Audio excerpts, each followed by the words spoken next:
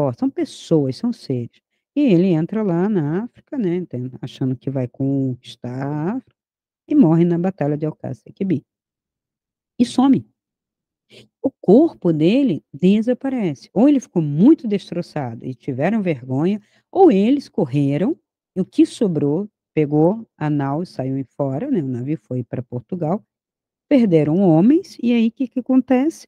A disputa do reino de Portugal entre Espanha e a Cúria Romana. E quem é que ganha? Uhum, aposta aí. Quem apostou Cúria Romana ganhou. Então, durante um período, ficamos assim. Aí depois o rei espanhol toma conta de tudo, vira Península Ibérica também, mas também nada faz por aqui.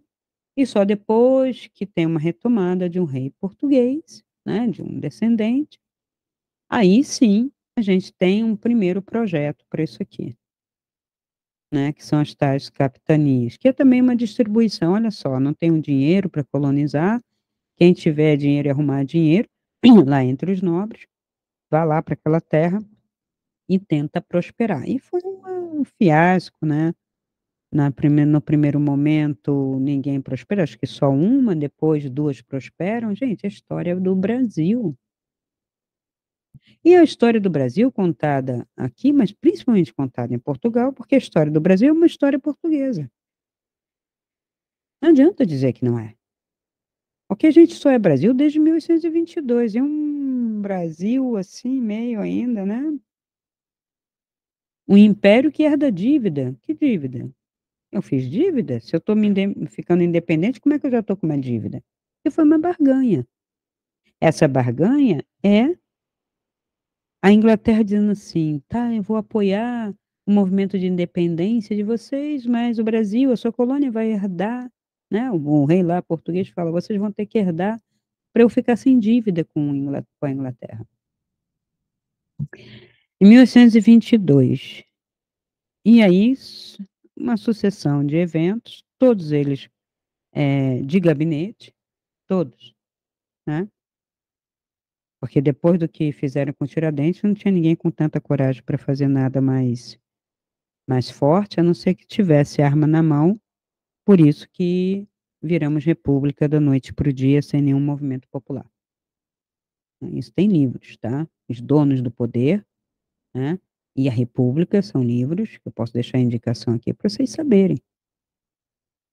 E esse país, né, que é grande, que é gigante, né, um gigante adormecido e tal, ficou católico durante muito tempo. Católico, né, pedindo a bênção a Roma. Por isso que isso aqui também nos influenciou, que podia ser uma coisa só europeia, mas não, veio para cá.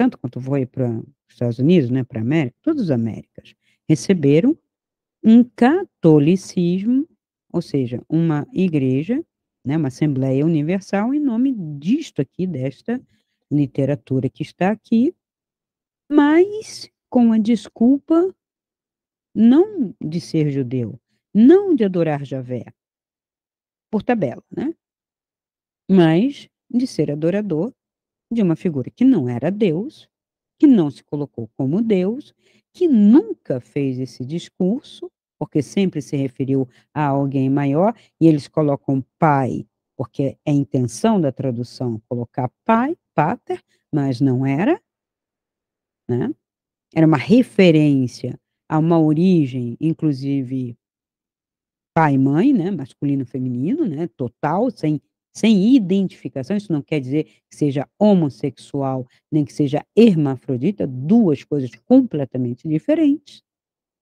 tá. A androginia é um ser completo em si, não tem sexualidade. O masculino sai, o feminino sai, e aí tem a necessidade do outro.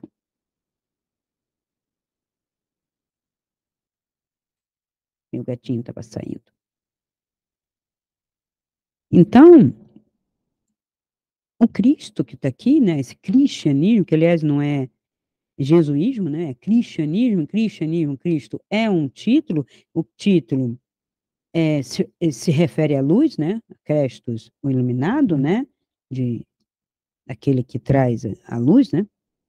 Então, aqui dentro a gente tem um pedacinho disso.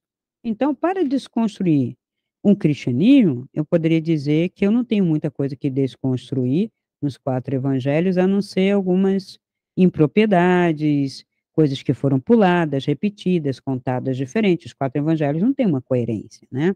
O evangelho de João é um caso à parte, e os outros 3 evangelhos, 2 são talvez discípulos, talvez, por isso que eles são atribuídos a Marcos e Mateus, e Lucas se sabe que foi bem depois, então ele é um apóstolo.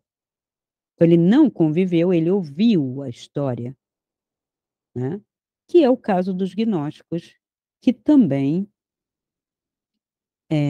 os textos gnósticos, né, alguns evangelhos sobraram, que vale alguma coisa, mas há textos que foram escritos posteriormente, quando tinha um movimento, né, ali em Alexandria, que trazia, né, todo um conhecimento de Roma, das escolas gregas, a Grécia tinha muita escola, não era só Platão e Aristóteles.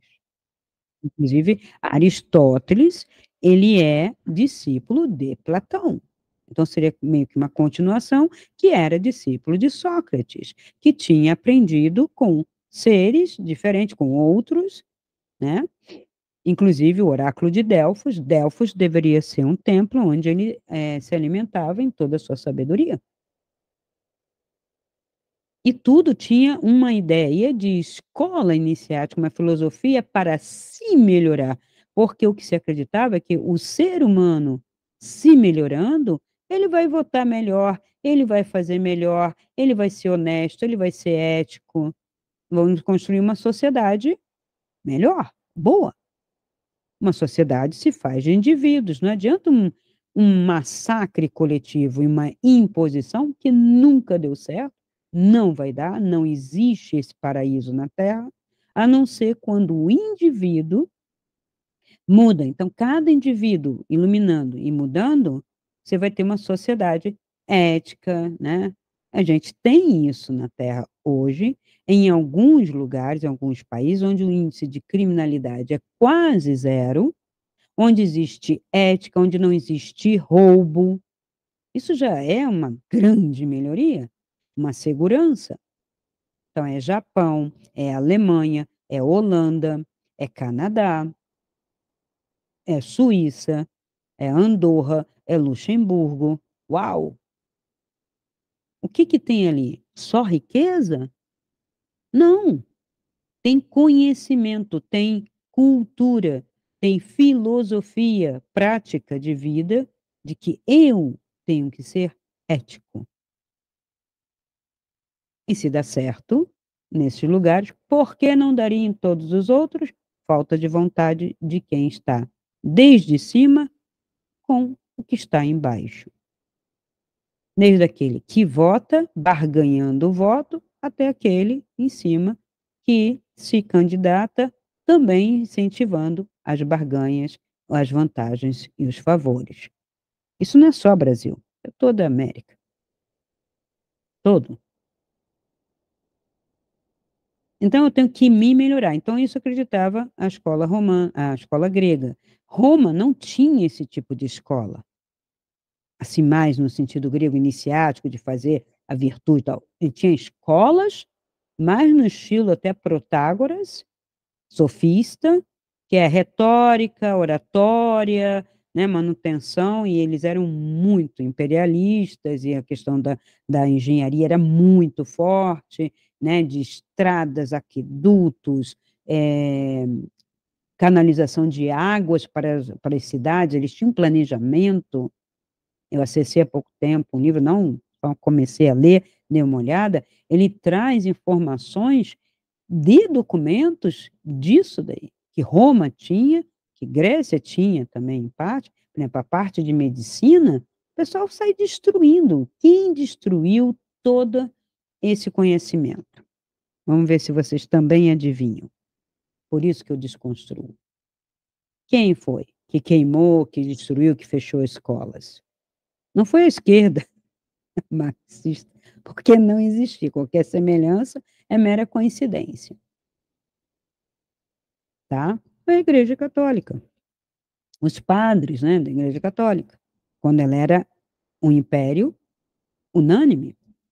Claro, eu quero reinar, e agora que eu botei esse troço aí, esse catolicismo, essa filosofia, em prática, tem que botar o martelo, pá.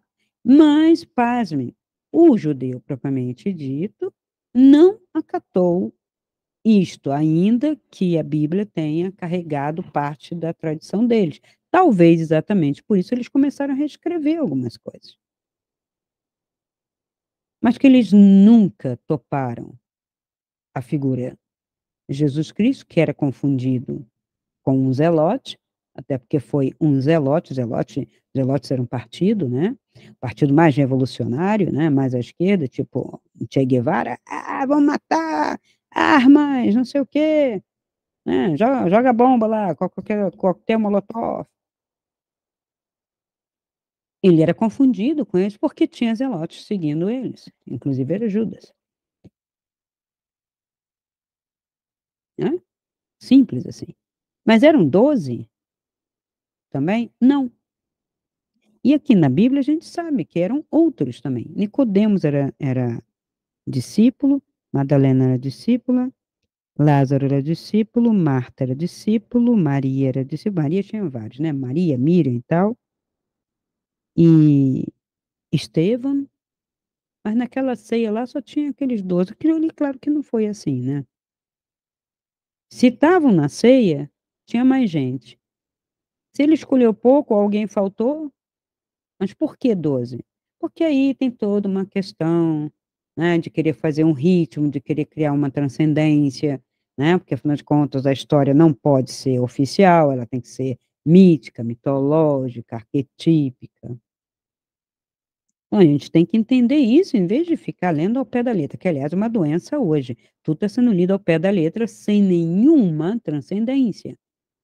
Tudo é um papel raso, nós estamos virando na planolândia. Esse país está pegando o texto assim, só vê o que está na letra e mal e porcamente, porque pouco estuda. Então, essa destruição, né, de uma teocracia que destrói, fecha escolas, né, ela é política, e isso já existia, continua existindo. Primeiro era em nome, né, divino, depois agora em nome de líderes. O que aconteceu na União Soviética foi isso, o que aconteceu na Alemanha foi isso. E continua acontecendo. Vamos queimar livro, vamos perseguir, vamos destruir, vamos não sei o quê. Em nome de, aí tem sempre um ou dois líderes, ou um nome, aí para não ficar feio, né, um líder só, o pessoal geralmente coloca um lema, né, uma bandeira, constrói uma bandeira, mas geralmente é um líder, né. Tirou aquele líder, já começa a ficar fraco, né. Então, aqui no no livro mesmo de que a gente fala dos evangelhos, né, que são 4, né, não os Atos dos Apóstolos, que os Atos dos Apóstolos, você vai encontrar mais contradição entre Pedro, Paulo e Tiago, né. Pedro, que seria o fariseu, né, que seguiu Cristo, ele é bem fariseu. Veja quanto tempo Cristo teve com essas criaturas. 3 anos, se isso. Até então, onde estava ele? Fazendo carpintaria, como a igreja quer que a gente acredite? Estava lá fazendo carpintaria desde os 12 anos, fez o bar mitzvah, e aí eu estou lá fazendo, né, um móvelzinho aqui, uma mesinha ali, né, sabendo que ele não come em mesinha, estou fazendo uma camazinha assim, daqui a pouco estou vendendo para romano, aí vem o romano e me encomenda uma cruz, eu vou fazer? Não, né, gente, pelo amor de Deus, que você não vai poder dizer não? Ele trabalhava com isso? Ah, não, Jesus era pescador. Ah, tá, ele ficava lá entre os pescadores, pescando peixinho.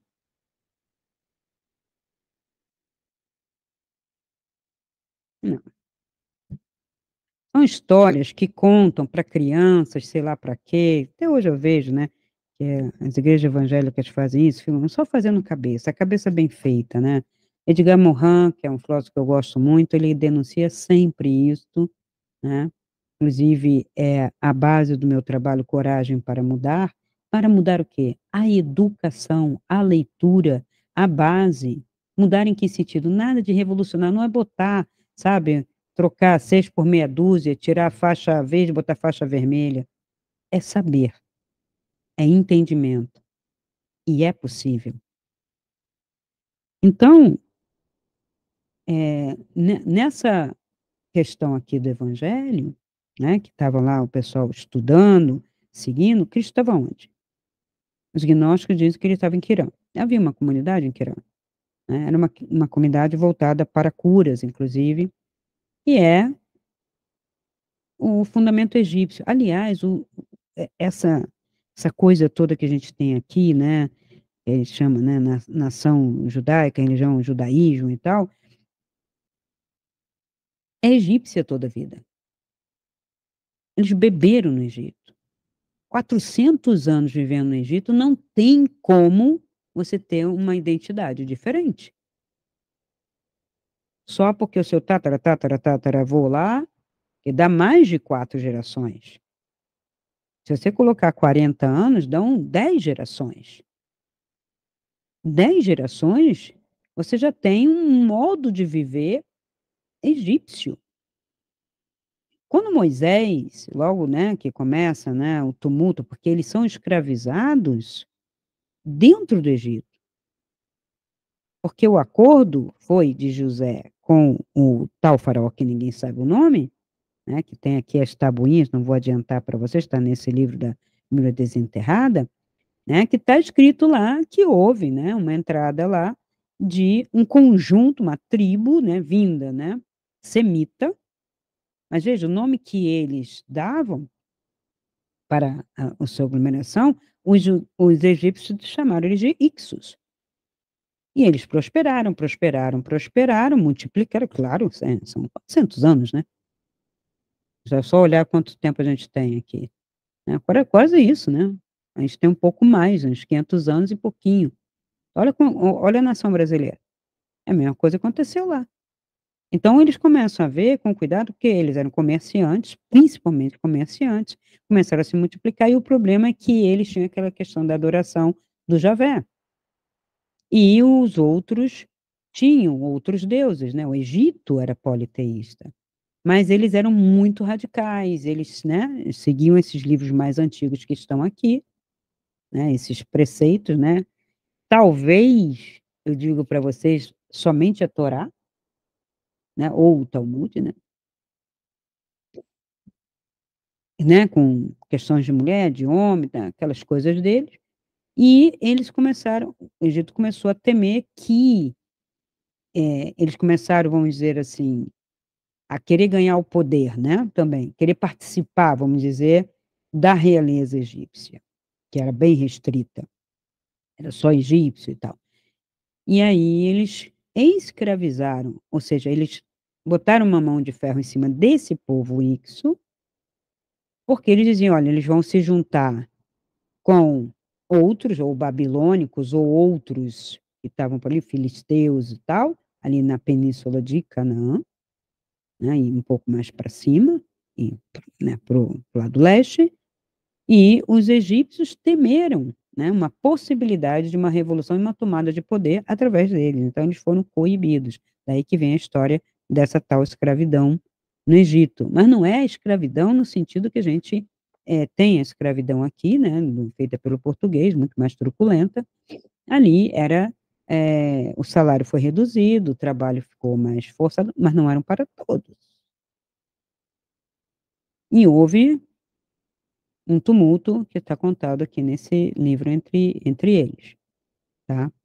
Então já criou-se um mal-estar, e foi aí que sai a ideia de Moisés, de um bebê, ser colocado numa cestinha, né, para se infiltrar, porque sabia do cuidado que o egípcio tinha com esse tipo de, da infância, né, do rebento e tal, porque veja, se o Egito fosse todo mal truculento, um qualquer dentro de uma cesta, tchau, né, mata, dá para os crocodilos.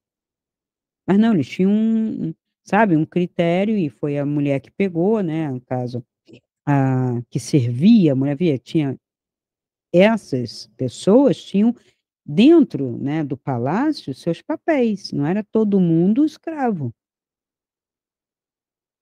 É como a gente vê na Europa, né, tinha aqueles que, participavam, eram dentro do palácio e tudo, mas tinham famílias que estavam ali no meio do povo, fazendo outros trabalhos, né.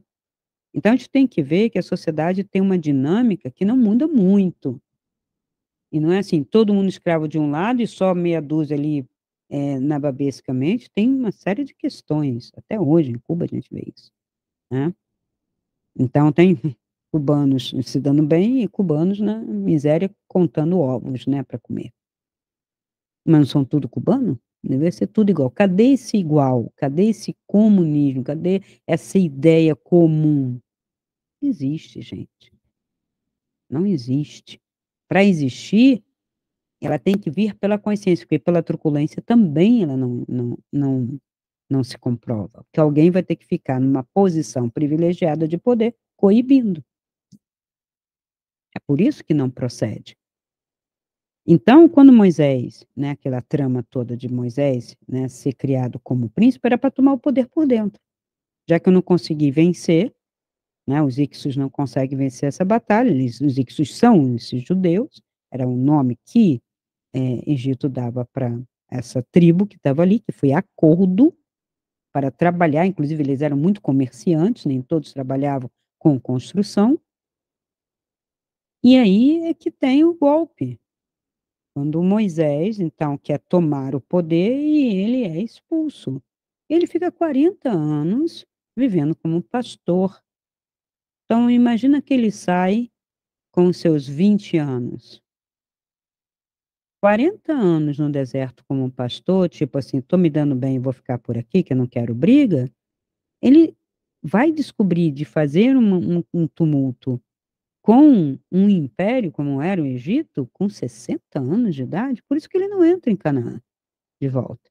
Ele fica por ali mesmo, né, ele fica no monte lá, dizem que ele fica no Monte Sinai, que aliás está mal colocado, isso aí que o Monte Sinai é depois, né, mas ele fica lá em algum lugar lá da sarça ardente lá, e quem entra é Josué, que é o mais novo, que nasceu ali, no meio daquele processo, né, de fuga e de moraram ali um tempo, né, naquele deserto, né, e não é qualquer deserto, eles colocam aqui que foi achado, é um lugar onde é um oásis.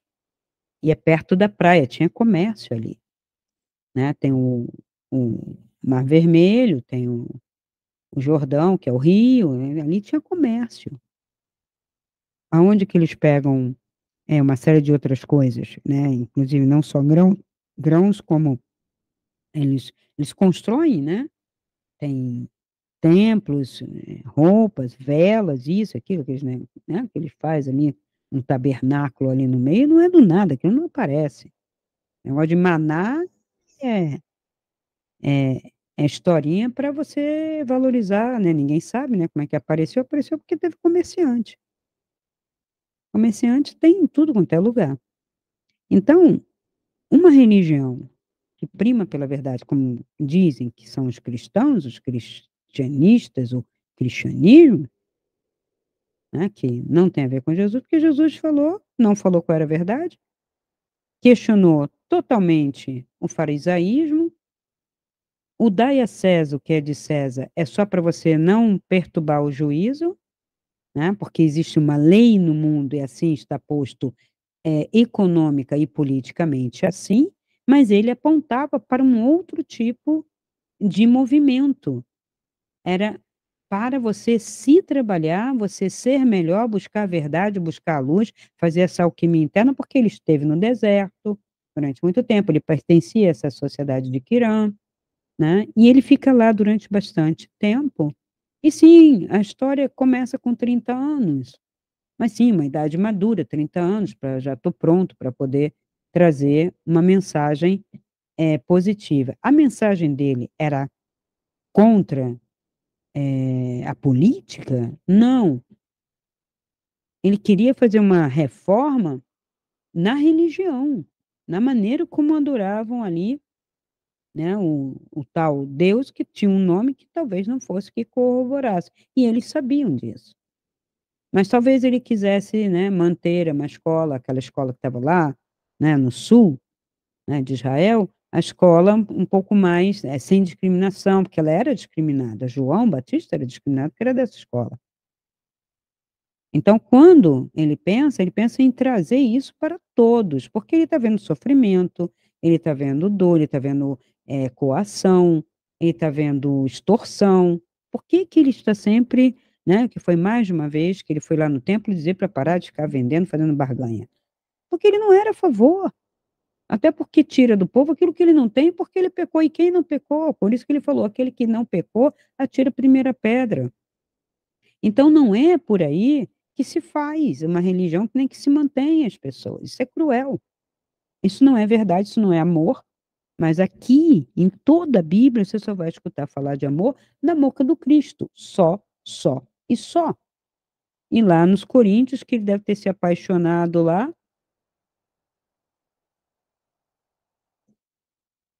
e fala do amor, mas é só aquilo, né, a carta aos Coríntios, que ele fala, né, que ainda que você tenha sabedoria, ainda que você tenha isso, tenha aquilo, sem amor, quer dizer, sem um sentimento, sem você se colocar, nada vale. Então você tem que fazer um caminho, tem que fazer, que você quiser cultuar, que faça por amor, não faça barganha. Eu pergunto a vocês, onde vocês encontraram uma religião sem barganha? Onde vocês encontraram uma religião em que não obrigue, além da barganha, do pagamento, que obrigue, né, vocês a espalharem a boa nova, a sair convencendo quem não quer ser convencido, a levar a mensagem aqui e ali, e às vezes até a impor. Quando foi que o Cristo aqui falou: "Esta é a doutrina"? Senhor, qual é o mandamento? Amar a Deus sobre todas as coisas, e ele estava falando de um Deus muito maior, amar esse divino, essa luz, ao próximo e a ti mesmo. Então, com amor, se você ama a si, você não faz mal a si. Se você ama o outro, você não faz mal ao outro. E se você ama o Criador de tudo isso, você não faz mal à natureza. Tá bom para vocês? É essa a mensagem. Mas para isso eu tenho que educar o meu eu inferior. Por isso existem as escolas, as filosofias iniciáticas, que não são aluminates, iluminatis, nada disso. Essas escolas sempre existiram, existem no Oriente, existem no Ocidente, só que tem uma um movimento, né, de retrocesso, né, judaico, judaico-romano. Tudo isso que está aí, essa teoria da conspiração, é judaico-romana. Que mente sobre maçonaria, que mente sobre escolas iniciáticas, que mente sobre a filosofia de você poder fazer sem sacrifício. Você não, as pessoas falam muito de sacrifício. Eu já vi gnóstico falando de sacrifício. Eu tenho que fazer sacrifício pela humanidade? Se alguém algum dia fez, foi feito e ele disse: "Eu sou o primeiro e o último". E os gnósticos querem falar em nome de um Cristo, fazendo sacrifício pela humanidade e criar igreja, criar doutrina gnóstica. Gnose é liberdade, é verdade. Não tem doutrina, tem saber. Doutrina é fechamento em regras. Você não tem que fazer isto ou aquilo por punição, castigo ou prêmio. Você faz porque é o certo, faz o que teu coração sente. Eu sigo a luz porque sigo a luz, porque amo a luz. Eu sigo a verdade porque amo a verdade, porque sem a verdade meu ser se desconjunta. Eu não consigo pensar. Não consigo conceber a mentira, não consigo conceber falsidade, não consigo conceber barganha em lugares tão belos, tão altos, tão libertadores. Como assim eu vou trocar? Vou trocar minha vida, minha alma pelo quê? Não vale a pena. Nenhum Deus que pede a você algo em troca, vale a pena ser adorado. Pensa nisso, mas pensa profundamente. Você faz o movimento. Eu não tenho que esperar nem Jesus Cristo, nem nenhum Salvador, muito menos que venha pilotando uma nave. De onde? De que canto do universo? De que todo? Para quê? Para colocar o quê? Vem aqui para dominar? Porque de onde ele está? Ele não está bem? Ele vai me levar para lá ou ele vai vir para cá? O que que é isso?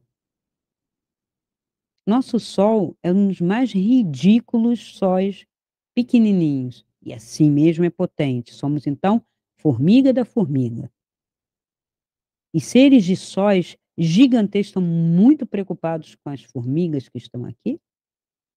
É isso? Então, eu trago perguntas, hipóteses, né, faço o mesmo processo socrático de maiêutica para vocês pensarem, para vocês colocarem na balança. E se alguém disser: "Vale a pena pagar porque eu estou comprando o céu", eu vou dar risada. Cuidado com quem você está negociando, porque se você não conhece, pode estar negociando com aquele que você acha que está indo contra. Que só ele, ou só esses, para fazer barganha e fazer você pagar, seja em dinheiro, seja em sacrifício, seja deixar de viver a sua vida para pregar uma doutrina. Quem é que disse que existe essa missão? Eu não vi isso em nenhuma astrologia, em nenhum mapa, em nenhum lugar. E na palavra do Cristo, ele não diz: "Larga a tua vida", né, e eu estou aqui com um discurso do Estevão. Estevão nem aparece lá na Santa Ceia, coitado. E eu tenho que fazer isso? Por que eu tenho que pagar por ser? Ou para me libertar, ou para me iluminar? Eu tenho que pagar com a minha vida, com dinheiro, matando o outro, punindo o outro, impondo ao outro, que é o lado que eu não aceito, nem das pregações. Eu não tenho que deixar de viver minha vida, porque eu vejo às vezes uns testemunhos de Jeová parados ali sem fazer nada, mulheres que podiam estar cuidando de casa, cuidando de crianças, fazendo, produzindo alguma coisa, estão paradas do lado de uma revista Sentinela ali para impor. Tipo assim, mercadoria, laranja na beira da estrada. Quer laranja? É produto. Laranja eu paro e compro. Uva, aipim, paro e compro. Religião na beira da estrada? Fora as outras coisas. E quando as pessoas não se arvoram aqui, querem se arvorar no astral. Tem aí meu curso sobre plano astral e vou trazer mais, vou aprofundar. Você se mete em lugares que você nem conhece para cuidar, para levar a luz, quem você acha que você é? Uma pessoa que faz isso, ela é iluminada. Não tem humildade. Eles posam de humildes, mas são arrogantes e vaidosos. Porque eu só posso levar luz se eu tenho luz, né? Eu só dou dinheiro se eu tiver dinheiro, né? Fazer caridade com o dinheiro alheio é ridículo. E também tem negócio de missão. Quantas pessoas deixaram de fazer faculdade, de estudar, de se melhorar, por quê? Porque entraram dentro da doutrina espírita que disse que você não tinha que ter o conhecimento do mundo.